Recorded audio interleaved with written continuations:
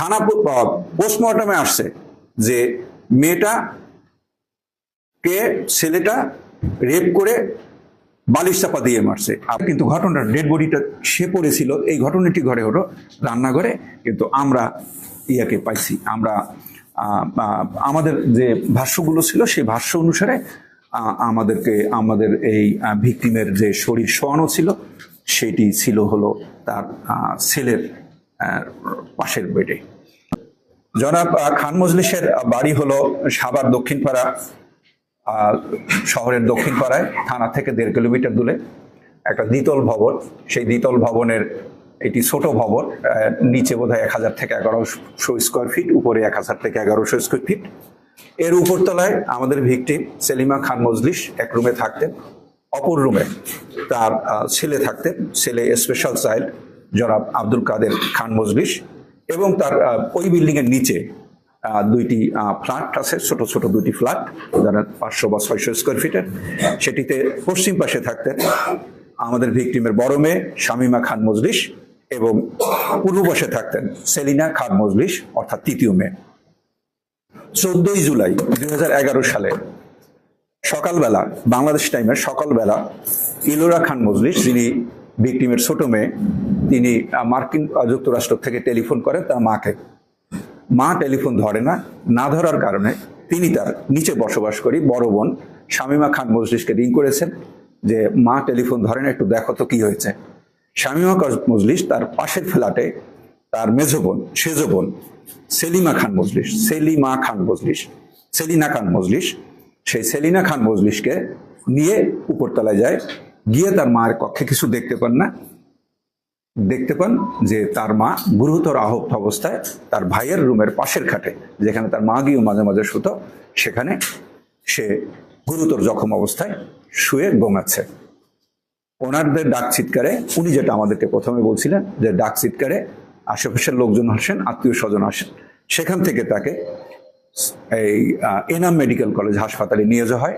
একদিন চিকিৎসার পরে এটি মাননীয় প্রধানমন্ত্রীর নলেজে যায় এবং মাননীয় প্রধানমন্ত্রী চিকিৎসার দায়িত্ব নেন এবং সেলিমা খান মজলিসে সিএমএইচে নিয়ে আসা হয় এবং 3 দিন সেখানে আইসিইউতে থাকার পরে সেখানে তিনি মারা যান। ঘটনা ঘটেছিল 14 জুলাই। 15 জুলাই সেলিমা খান মজলিসের ভাই শফিউল খান সাহেব থানায় একটি মামলা করেন অজ্ঞাতনামা বিরুদ্ধে 326-307 ধারায়, কারণ তখনও আমাদের ভিকটিম সেলিমা খান মজলিস বেঁচে ছিলেন। পরবর্তী তিনি মৃত্যুবরণ করলে এই মামলাটি একটি খুনের মামলায় রূপান্তরিত হয়। 9 দিন থানা পুলিশ মামলাটি তদন্ত করে এবং মামলাটি তদন্ত শেষে 9 দিন পরে এটি চলে যায় সিআইডিতে। সিআইডির একজন সিনিয়র অফিসার মামলাটি তদন্ত করে এবং 14 মাস তদন্ত শেষে একটি ফাইনাল রিপোর্ট জমা দেন এবং ফাইনাল রিপোর্টটিতে ধারণা দেওয়া হয় সে সেলিমা খান মজলিস আত্মহত্যা করেছেন। সেই সময় আদালত আবার এই 15 সালের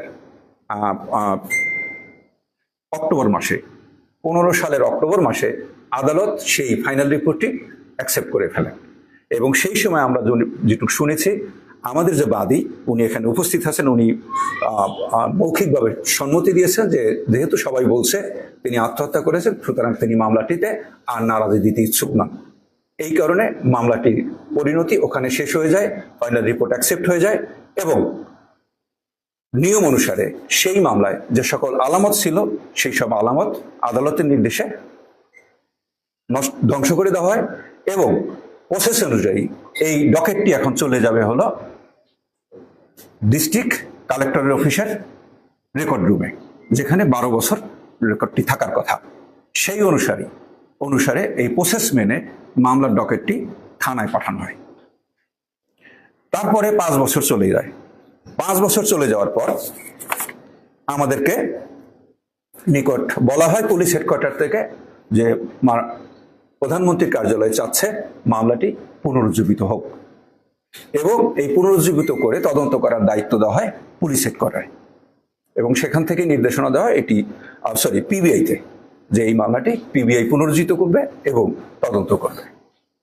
পিবিআই তদন্ত করতে গিয়ে প্রথমেই খোঁজে ডকেটের আমরা সেই ডকেটটি আর খুঁজে পাই না। আমরা কোথাও আর সেই ডকেটটি খুঁজে না পাই। আমরা থানা বিভিন্ন জায়গা খুঁজি, তারপর আমরা সার্কেল অফিস খুঁজি, এসপি অফিস খুঁজি, আমরা কালেক্টর অফিসের সেই মালখানা খুঁজি, আমরা কোথাও আর ডকেটটি পাই না, ডকেটটি হারিয়ে যায়। ডকেটটি হারিয়ে যাওয়ার পরে তারপরও আমরা মামলা পুনরুজ্জীবন করার সাহস দেখাই। আমরা বাদীকে নিয়ে আদালতে যাই যে আমরা মামলাটা পুনরুজ্জীবিত করতে চাই। বাদী যেহেতু সেই মামলা অ্যাকসেপ্ট হয়ে গেছে আদালত কর্তৃক, তখন আদালত থেকে বলা হয় যে না, বাদীর রিকোয়েস্ট হবে না, পিবিআই যদি নিজে চায় তাহলেই মামলা পুনরুজ্জীবিত হবে। তখন আমাদের ইন্সপেক্টর সালাউদ্দিন, পিবিআই ঢাকা জেলা, সে একটি দরখাস্ত দেয় এবং বলে যে আমাদের এখানে আমরা একটু মামলাটি আবার দেখতে চাই। তখন এই মামলাটি আবার পুনরুজ্জীবিত হয় এবং পুনরুজ্জীবিত হওয়ার পর মামলার ডকেট তো কোথাও নাই। এই কারণে আমরা জুডিশিয়াল ডকেটের জন্য আবেদন করি।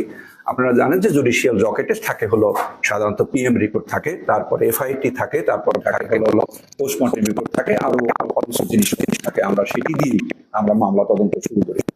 যদিও 3 বছর পরে এবং মামলা তদন্তের আমরা দায়িত্ব পাই 20শে জানুয়ারি 2020 সালে। এরপর কোভিড শুরু হয় এবং আমরা 2022 সালে এই মামলার ডকেটের কিছু অংশ, যেটি সার্কেল অফিসে থাকার কথা ডুপ্লিকেট, তারই কিছু কাগজপত্র আমরা পাই।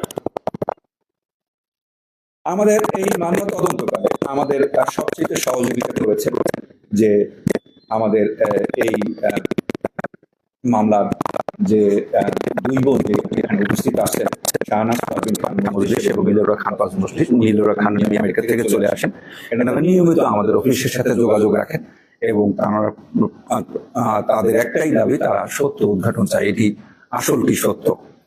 তো আমরা যতদূর চেষ্টা করি কোনোভাবেই আমরা আর এইটি নিয়ে আগাতে পারি না। তখন আমরা একটি কৌশল অবলম্বন করি। ওনারা প্রতিবার যখন আসেন তখন আমরা লিখে রাখি ওনারা কি বলে, কি শুনছেন।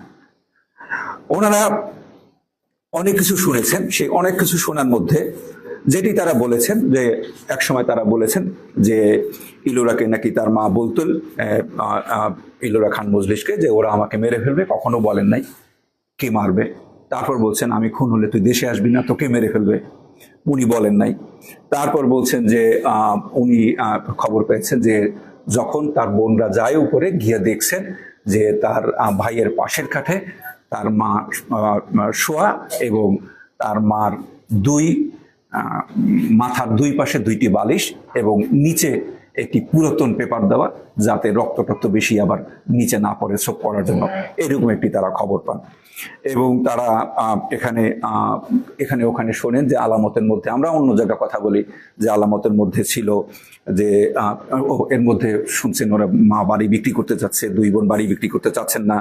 তারপরে ওনারা শুনেছেন যে ওয়ালে রক্তের দাগ ছিল, তারপরে সিঁড়িতে রক্তের দাগ ছিল, সেগুলো পুলিশ নেয় নাই, যেহেতু আমরা ডকেট নেই আমরা জানি না।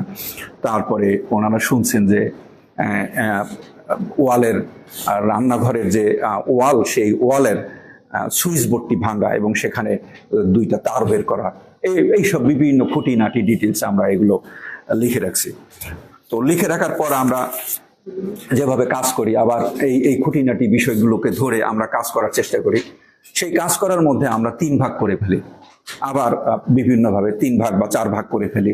1 ভাগ হলো এটি নিয়ে আমরা আগে কাজ করেছি, 1 ভাগ হলো যে ওখানে যারা সেই সময় মাদকাসক্ত ছিলেন বা সেই সময় যারা ওইখানে চুরি চামারি করতেন, এরকম কোনো ঘটনা ঘটছে কিনা সেটি আমরা সংগ্রহ করার চেষ্টা করি। এই প্রায় 10 বছর পর আমরা চেষ্টা করি যে ওই বাসায় কারা কারা সেই সময় আসতেন, যাদের সাথে তাদের ব্লাড কানেকশন নাই, যেমন মনে করেন গৃহকর্মীর স্বামী, কেউ দুধ দিত কিনা, কেউ বাজার করে দিত কিনা, কেউ এইটা করে দিত কিনা, ওইটা করে দিত কিনা, এগুলো। আর একটা গ্রুপকে আমরা ভাগ করি যারা ওনার ব্লাড কানেক্টেড, যেমন মামাতো ভাই, ফুফাতো ভাই, এরা কারা কারা বাসায় আসতেন তারা। এবং আমরা সন্দেহের মধ্যে রাখি, ওনাদের 2 বোনের সামনেই বলি, আমরা সন্দেহের মধ্যে রাখি 4 বোনকে, তাদেরকে একটা ক্যাটাগরিতে ফেলাই। ওনারা 2 বোন সামনে আছে, ওনাদের কাছে আমরা ক্ষমা চেয়ে বলি যে ওনাদেরকেও আমরা সন্দেহের মধ্যে। ওনারা যদি আমাকে বলতেন, ওনারা 2 জন আমাকে প্রকাশ্যে বলছেন যে যদি আপনারা আমাকে সন্দেহ করেন, আমাদের 2 বোনকে আমাদেরকে অ্যারেস্ট করেন। ওনারা নিজেরা সবসময় আমাদেরকে বলতো। আমরা এই খোঁজ নিতে গিয়া আমরা দেখি যে কারা কারা ওই বাসায় আসতো। শুনি একজন ইলেকট্রিশিয়ান মাঝে মাঝে আসতো, কিন্তু তার বহুদিন ওই বাসায় আসা যাওয়া নাই। তো আমরা তো ওই যেহেতু আমাদের কাছে কোনো তথ্য নাই, কিছু নাই, তো ইলেকট্রিশিয়ানের সে আবার খুব ভালো জায়গায় আছে। সে গত 30 বছর ধরে এই সাভার থানার মধ্যে, সাভার থানার ইলেকট্রিশিয়ান, সাভার থানার জেনারেটর অপারেটর, সাভার থানার যারা সিভিল কাজ করেন তাদের নিয়ন্ত্রণকারী, এবং পাশে একটি তার বড় মুদির দোকান আছে। সে ভালো হিসেবে থানায় সবাই খুব গ্রহণযোগ্য ব্যক্তি। এই লোকটা একসময় যাইতো, এখন আর যায় না। কিন্তু ওই যে হঠাৎ করে হচ্ছে যে যেসব কথা আমরা ওনাদের কাছে শুনছি, সেই সব জিনিসের মধ্যে একটা ছিল সুইচ বোর্ড ভাঙা এবং 2টা তার বার করা। এইটার সাথে কোনো লিঙ্ক গিনানো যায় কিনা। আমাদের এই মামলার একটাই ছিল যে যেখানে দেখিবে চাই, এইটাই ছিল আমাদের মূল লক্ষ্য। তো আমরা তাকে নিয়ে আসি, এবং আপনারা জানেন যে থানায় সে একটা বিশ্বস্ত লোক, তাকে আনাও একটু কঠিন। এবং আপনাদের 2-1 আমরা যখন নিয়ে আসছি, আপনাদেরও 2-1 তদবির করেছে যে কেন নিয়ে আসছে করে। আচ্ছা, আমরা নিয়ে আসার পরে যাকে নিয়ে আসি তার নাম হলো সুবল কুমার রায়।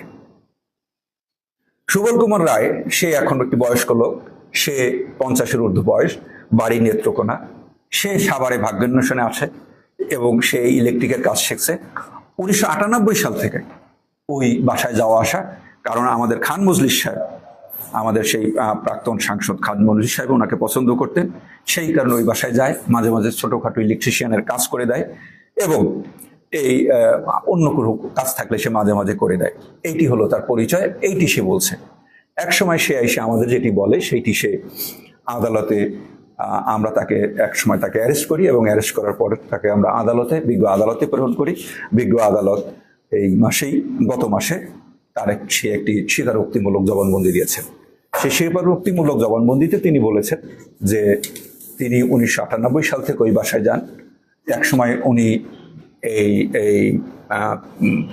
আমাদের নিচতলায় বসবাস করি, আমাদের ভিকটিমের বড় মেয়ে শামীমা খান মজলিসের হাজবেন্ডের সাথে বিভিন্ন ব্যবসা বাণিজ্যে জড়িয়ে যান। সেই সূত্রে আরো বেশি ওই বাসায় যান।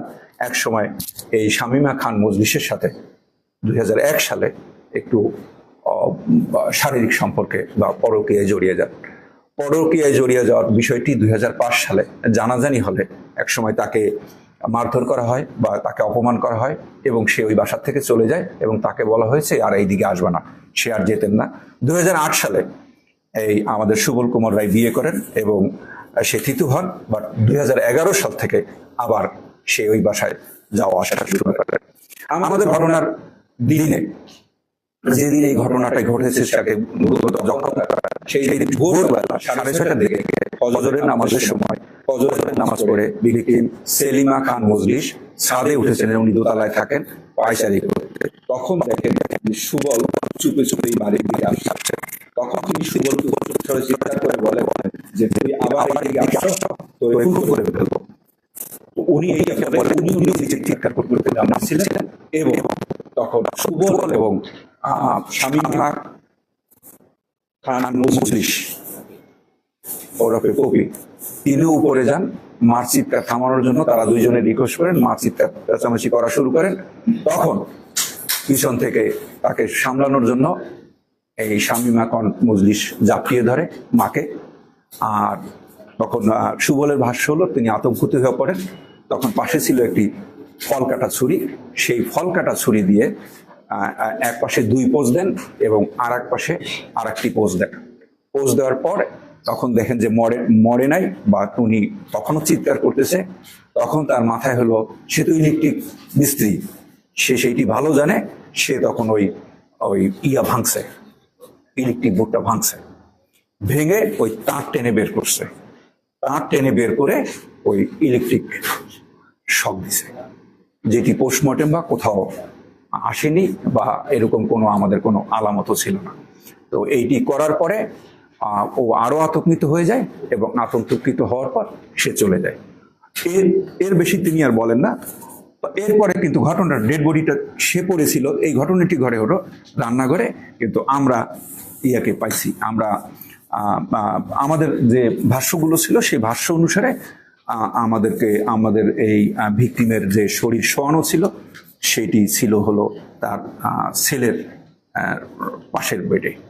তো তার মানে হলো তাকে নিয়ে আসা হয়েছে। এই কারণে আমরা শামীমা খান মজলিসকে আমরা গ্রেপ্তার করেছি। তাদের 2 মোড়ের অনুমতি নিয়েই আমরা গ্রেপ্তার করেছি। গ্রেপ্তার করার পর তিনি আমাদেরকে এখন পর্যন্ত কোনো সত্য স্বীকারোক্তি দেননি।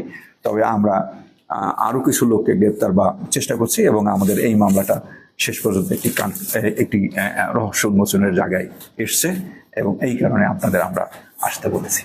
মজুমদার ভাই, আমার কিছু প্রশ্ন আছে মামলার। সেটি হচ্ছে যে আপনার কর্মজীবনে এতদিন বয়সে আমার মনে হয় না যে আপনি এই ধরনের মামলা পেয়েছেন, যেটি 5 বছর হয়েছে রেকর্ড রুমে যাওয়ার জন্য চলে গেছে এবং বিচার কাজ চলাচলে দেশে সেই মামলা পিএম অফিসের আবেদন করার প্রেক্ষিতে তদন্তে এসছে। আবার এটি কোনো আইনে বা কোনো বিধানে আছে? আমার জানার মধ্যে আপনাদের পুলিশ কর্মকর্তা বা অ্যাডভোকেট বিধান কোথাও নাই যে কোনো মামলা যেটা বলা হয় যে সাক্ষী পর্যায়ে গেলে সেটা তদন্তের উপস্থিতি থাকে। এই ক্ষেত্রে এটা কিভাবে সম্ভব? আপনার ফাইনাল রিপোর্টের ক্ষেত্রে আমরা যেটাই বিশ্বাস করি লিখি, ফাইনাল রিপোর্টের ক্ষেত্রে নিচে একটা লাইন লিখে রাখা থাকে যদি কোনো তথ্য পাওয়া যায় তাহলে আমরা এটি আদালতকে জানাবো। যে কারণে ওই পিআরবিতে 12 বছর না, এই রেকর্ডটা এই কারণেই 12 বছর রাখা হয়। এই কারণে ফাইনাল রিপোর্ট 12 বছর রাখা হয়। আবার একই কারণে দেখেন, আপনাদের মনে আছে 2016 সালে রাজশাহীতে একটি নাইস ইন্টারন্যাশনাল সবচাইতে তখন বড় হোটেলটি ছিল, সেখানে একটা রুমে পাবনায় বিশ্ববিদ্যালয়ের একটি মেয়ে সুমাইয়া এবং রাজশাহী ইউনিভার্সিটির একটা ছেলে মার্ডার হয়েছিল, মনে আছে আপনাদের? হোস্টেলের ইয়ার মধ্যে থানা পোস্টমর্টমে আসছে যে ছেলেটা রেপ করে বালিশ চাপা দিয়ে মারছে, এরপর আবার ছেলেটা শোকে দুঃখে সুইসাইড করছে। তাহলে মেয়ের বাবা এবং ছেলের বাবা দুইজনই খুশি যে দুইটাই মরছে এবং পোস্টমর্টম ওইভাবে আসছে।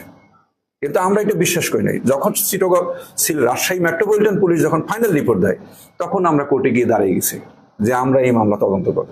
এবং পরে আপনারা জানেন সেটি 4 খনিকে আমরা ডিটেক্ট করছি, 4টাই হলো ইউনিভার্সিটির ছাত্র।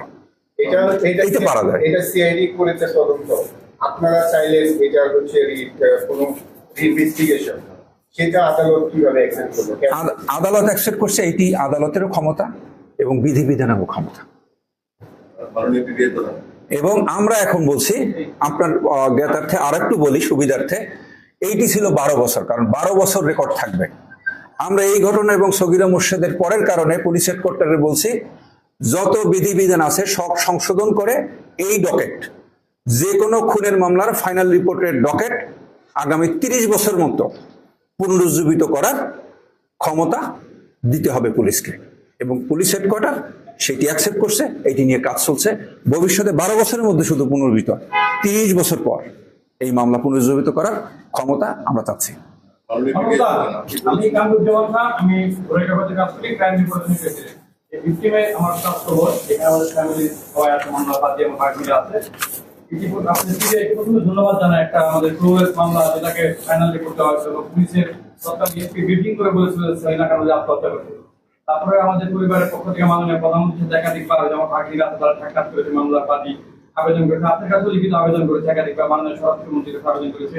এখানে আপনারা যে আমরা স্পেসিফিক জানতে চাই যে একটা কথা তো লিখেছেন যে কপি এবং সুবলের গল্প, কিন্তু এখানে অনেক সম্পর্ক পারিবারিক সম্পদ সংক্রান্ত বিরোধ এবং রাজনৈতিক বিরোধ, সেটা ক্লিয়ার হওয়ার জন্য আসলে কি কারণে আপনার ফোন হয়েছে?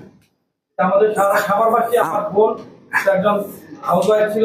আমরা এখন পর্যন্ত যেটুকু পাইছি আমরা সেটুকু বললাম, আপনি আর ডিটেলসে বোঝেন না। আপনার যেহেতু আপনি একই ধারে মানে সংবাদকর্মী, আবার একই ধারে আপনি যেহেতু ভিকটিমের আত্মীয়, সুতরাং আপনার সকল প্রশ্নের উত্তর আমি দিব না, অন্য সবার দিব, আপনারটা দিব না। একটু ক্লিয়ার করতেন আপনি যে রাজনৈতিক বিষয়টা এইটা এখন এইটি আপাতত বলছে, কিন্তু আমাদের যতক্ষণ পর্যন্ত এইটি প্রমাণ কিছু না পাবো, আমরা যতক্ষণ পর্যন্ত মিলাতে না পারবো, তখন তো আমরা এটা কিছু বলতে পারবো না। এখন পর্যন্ত আমাদের কাছে যেটুকু তথ্য এবং বিভিন্ন ধরনের সাহায্যকারী যেটুকু আমরা প্রমাণ করতে পারছি সেটি আর কি এখন বন্ধ হলো সুবলের উপরে। আমরা মামলা এই আমরা মামলা একটা পর্যায়ে আসছে, সময় লাগে বেস করে, এবং আমরা এইটি আবার প্রমাণ করেছি। শুধু বেস না, আপনার শুধু একটা জিনিস মনে রাখতে হবে যে আপনার 164-এ যখন কোনো লোক স্বীকারোক্তিমূলক জবানবন্দি দেয় সেইটাই সব না, ওইটার ভিতরে আপনাকে বাকিটুকু প্রমাণ করতে হবে, ওইটি সব না কিছু নাই। উনি থানায় থাকে, ওনার তো কিছু না, উনি তো ভদ্রলোক মানুষ, 30 বছর ধরে থানায়, থানার ইলেকট্রিশিয়ান, থানার জেনারেটর অপারেটর, থানায় কিছু সিভিল লোকজন থাকে না, চা দেয়, অমুক দেয়, সমুক দেয়, ফরমাস খাটি, এগুলোর হেড সে, এবং তার একটা মুদির দোকান আছে, সে সচ্ছল ব্যক্তি, ভদ্রলোক, ভালো লোক। এখানে ভাই বোনদের মধ্যে সম্পর্কে কোনো বিরোধ আছে ভাই? আমরা এখন পর্যন্ত কিছু পাইনি। ওনারা আমাদের কাছে সবসময় আসছেন, জনাব ইলোরা খান মজলিস এবং জনাব শাহনাজ পারভিন খান মজলিস, ওনারা সবসময় আসছেন। ওনারা শুধু একটাই চেয়েছেন যে এই মামলা আমার মা কিভাবে খুন হলো, কেন খুন হলো, আমরা এটা জানতে চাই।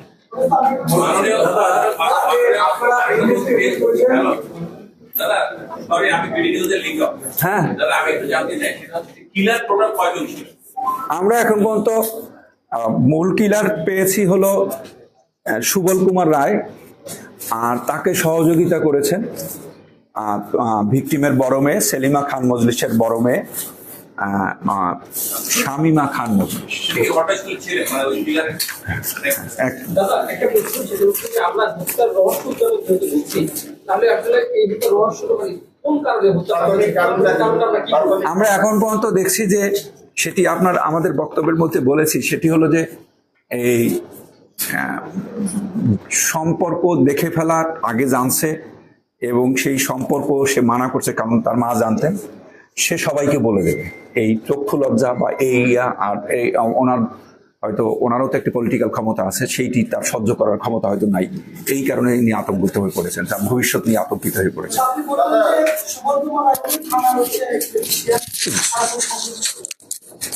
আমি বলি নাই, ও বলছে, ওই সুবল বলছে।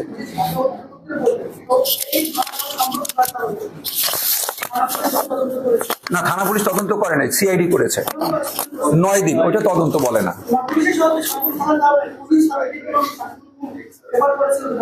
আমরা এখন পর্যন্ত পাইনি, কারণ ওকে কেউ সাসপেক্টই করেনি, কেউ সাসপেক্ট।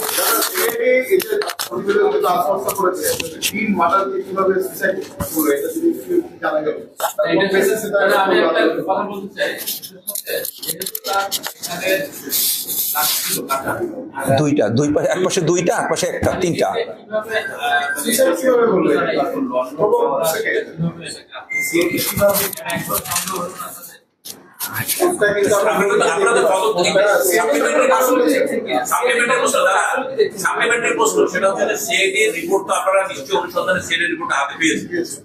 সেই রিপোর্টে কি বলা আছে?